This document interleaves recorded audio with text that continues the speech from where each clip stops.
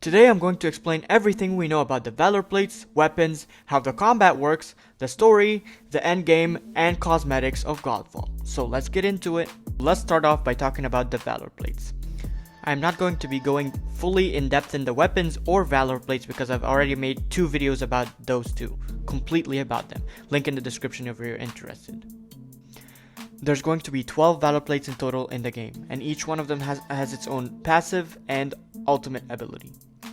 The first Valor Plate that they have ever talked about was Silvermane. Silvermane is the lion-looking Valor Plate, and it's going to be the starter Valor Plate in the game, which means that everyone's going to start with Silvermane. But as you go through the story and the missions, you're going to find crafting items that you're going to use to unlock the rest of the Valor Plates. The second Valor Plate that we know about is Greyhawk, and Greyhawk looks basically like a hawk. It has a hawk on its shoulder, looks white, and has some gold accents. The third Valor Plate that we know about is Phoenix, and well, it looks like one of those Valkyries that we saw in God of War. The fourth one is going to be Hinterclaw. Hinterclaw is a wolf-looking Valor Plate with a snow theme to it. We know Hinterclaw's ultimate ability is going to be summoning 3 allies to help you fight, and its passive ability is going to be Critical Chance. The fifth Valor Plate that we know about is Mesa, and Mesa looks like a goat. Basically, it has those goat horns, and yeah. The sixth Valor Plate that we know about is Vertigo, and Vertigo is a moth-looking Valor Plate. The seventh Valor Plate that we know about is Typhon, and I'm not sure what Typhon looks like. The eighth Valor Plate that we know about is Aegis Horn. And Aegis Horn is a water-type Valor Plate. It has those crab exterior and has some tentacles in the back, so it's kind of a mix of sea creatures. The ninth Valor Plate that we know about is Armistice, and Armistice was just announced on the Eric's Gaming interview this week. Armistice focuses on 2 things: AoE damage, like massive AoE damage, and breach damage. And what is breach damage? How breach damage works is that whenever you are hitting an enemy, you're going to see their HP deplete, and you're going to also see their breach bar increase. So when the breach bar goes all the way to the end, you can initiate a takedown, which is very similar to the finisher in God of War. The 10th Valor Plate that we know about is the Bull Valor Plate, and we've seen the Bull Valor Plate in a lot of gameplay footage so far, and we still don't know its name or anything about it. The 11th and last Valor Plate that we know about is Cyrus, and Cyrus was only mentioned by name in the Gamescom interview, and the only thing that they said about him is that he's going to be a tank, and Cyrus is generally associated with a dog or a hound, so it'll most likely look like a dog.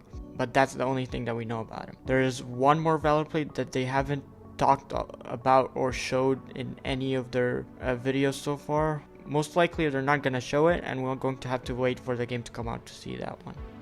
Oh, and every single Valor Plate is going to have 10 augment slots, which are going to make up your Valor Plate build. What is an augment, you might ask? An augment is a piece of loot that buffs a certain aspect of your combat in Godfall. You get to choose what to buff based on your playstyle. Generally, there's going to be 3 types of augments: Might, Vitality, and Spirit.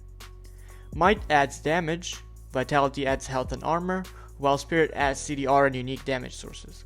Like I said before, it is going to be up to you to choose what you need or want to play with. So now let's talk about the weapons. So Godfall is going to have 5 different weapon types in total. The longsword, which we know 3 of them: Eclipse, Zero Sword, and the ice looking one that we saw in the combat trailer. The dual blades, the polearm, which we know one of them, which is going to be called Winter Skull, looks pretty cool, and the 2-handed warhammer, which we also saw one of them, Twin Omen, which is going to be a demon looking Valor Plate. It's pretty cool too. I might use the warhammer just because of that one. And the last type of weapon that we know about is going to be the 2-handed great sword, which we've seen some gameplay of it, but not much. Now I'm going to explain how the combat works.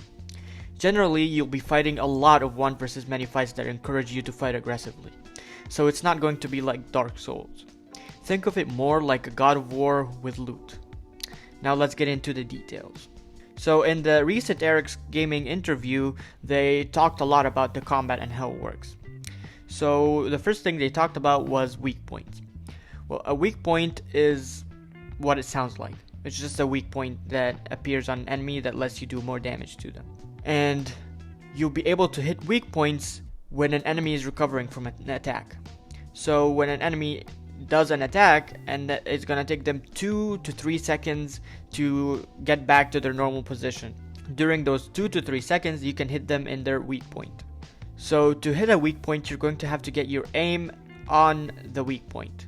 So it's going to be something like a sniper, and you're going to put your aim on the weak point spot of the enemy to do the damage. And depending on your augments and what you choose to be in your augments, hitting a weak point could trigger different abilities. So for example, you could have it so when you hit a weak point, fireballs spit out of the enemy and it hits multiple other enemies. So a weak point will appear on bosses too. So it's going to appear on every single enemy type in the game. The third thing they talked about was Soul Shatter. And Soul Shatter is kind of like a finisher bar.